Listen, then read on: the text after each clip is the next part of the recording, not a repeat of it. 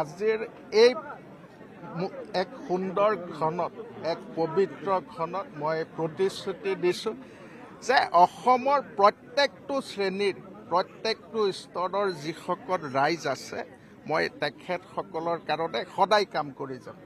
তো আজিতো অপজিশ্যনে মোক যিমানেই যি নকওক কিন্তু মই এইসকল ব্যক্তিক যিমান পাৰোঁ মৰম কৰি যাম। তো যিমানে সমালোচনা কৰিব সিমানে মই মৰমটো কৰি যাম। খালি আপোনালোককো যথেষ্ট ধন্যবাদ।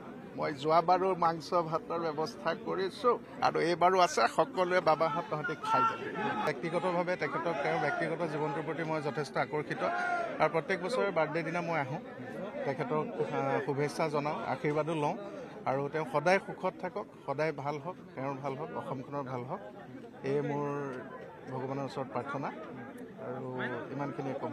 আৰু অসমখন উন্নতি হওক, যিখিনি কৰি আছে যাতে যিমানখিনি আগুৱাই যাব পাৰোঁ আমি, গোটেই ডেকা শক্তি তেখেতৰ লগত আছে, গতিকে সুন্দৰভাৱে অসমখন আগবাঢ়ি যায়।